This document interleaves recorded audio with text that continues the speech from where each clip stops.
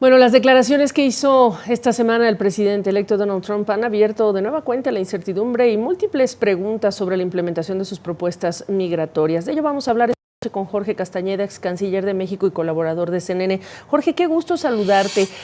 Obviamente lo que está también rondando en el interés de los analistas tiene que ver con otros países distintos de los de origen de los migrantes que quizá estarían en una lista que tiene Donald Trump con quienes podría haber algún acuerdo. Y aquí nos remontamos pues a la cumbre de las Américas en Los Ángeles, donde una veintena de países pues firmaron ese acuerdo migratorio. Sí, Gaby, pero no se comprometieron a recibir a no nacionales suyos. El problema aquí es que el presidente electo Trump quiere, como ya lo ha dicho, deportar a muchísima gente, pon tú no el millón al año que ha dicho, pero varios centenas de miles seguramente. Pero muchos de estos migrantes no pueden ser devueltos a sus países de origen. Los venezolanos pues solo podrán ser devueltas a Venezuela si el gobierno de Nicolás Maduro lo acepta. Lo mismo con los cubanos a Cuba, los haitianos a Haití, etcétera, etcétera, los nicaragüenses a Nicaragua. Esto es altamente improbable. Entonces, parece ser que el equipo del presidente electo Trump está buscando hablar con algunos países para ver si ellos lo reciben. Y se han mencionado Bahamas, Turco y Caicos y Panamá, pero desde luego lo que está detrás, lo que realmente pues parece más probable es México, por dos razones, Gaby. Uno, porque efectivamente de ahí vinieron la mayoría de estos migrantes o asilados, como les quieras llamar, y por otro lado, pues es el país más grande y más cercano y más fácil y barato para enviar a toda esta gente. El problema es que estos países no parecen estar muy de acuerdo, Gaby. No, claro, tenemos el comunicado del 6 de diciembre, por ejemplo, de la oficina del primer ministro de Bahamas, diciendo que ya que su país no puede con esa carga. Y esto obviamente me remonta mucho, ¿sabes?, a lo sucedido con el caso del Reino Unido y Ruanda en esas deportaciones y una estrategia similar que estaba buscando Italia. ¿Qué países realmente no van a considerar esto una carga cuando el propio México, la presidenta Sheinbaum, ha dicho que necesita que haya otra alternativa distinta de recibir a tantas personas en territorio mexicano? Sí, desde luego la presidenta Sheinbaum ha dicho con toda razón que México recibirá a los mexicanos. Lamentaremos que sean deportados.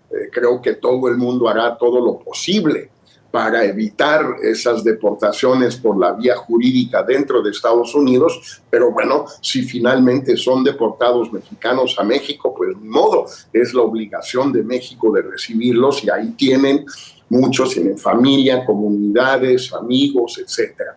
El problema son los demás.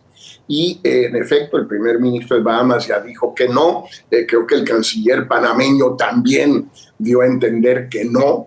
Y en el caso de México, pues sí es algo muy problemático. No tenemos capacidad realmente de recibir a gente que sobre todo no tiene digamos, esos mecanismos de recepción, Gaby, que lo que un nacional siempre tiene, la familia, los amigos, la comunidad, el barrio, lo que tú quieras. Pues en el caso de venezolanos o de cubanos en México, pues no existe realmente eso, menos aún de haitianos, salvo en el caso, por ejemplo, de Tijuana, donde sí hay una comunidad haitiana numerosa y, por cierto, bastante bien integrada a la vida de la ciudad. Y eso es un punto importante, porque no se trata de decir un no tajante, se trata de hablar de la capacidad de una nación, de un territorio y las circunstancias que lo acompañan, háblese de seguridad o inseguridad, etcétera, para apoyar en esta tarea. De ser este el caso, de complicársele a Trump este plan, ¿qué alternativas estás viendo? Pensará él. Obviamente siempre sale el garrote de la amenaza de posibles aranceles, qué sé yo, pero la pelota está del lado de Trump, entonces, si esta no es una opción viable. Así es, bueno, la vez pasada, en mayo del 19, para imponer el mecanismo llamado Permanece en México, Remain in México, utilizó la amenaza de los aranceles con el gobierno de López Obrador y funcionó. No fueron tantos, parece que en total el número de personas no mexicanas que permanecieron en México durante un tiempo largo fue como de 70,000, no es tanto, pero en fin, es bastante. El antecedente más interesante, Gaby, es el de los sirios, ahora que sucedió todo esto en Siria, en 2015 en Turquía, cuando casi 3 millones de refugiados sirios que querían ir a Europa, a Grecia primero y Europa, permanecieron en Turquía, pero la Unión Europea le entregó a Turquía 6,000 millones de euros para apoyar el alojamiento, la alimentación, la educación, la salud de esos casi 3 millones de refugiados sirios. Pues en este caso lo que el gobierno de México podría estar pensando es pedirle o exigirle a Trump que si quiere mandarlos a México, pues tiene que sufragar los costos de su permanencia en México.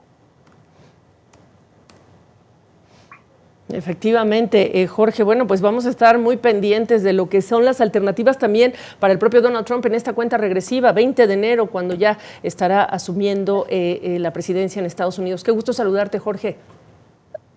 Un abrazo, Gaby.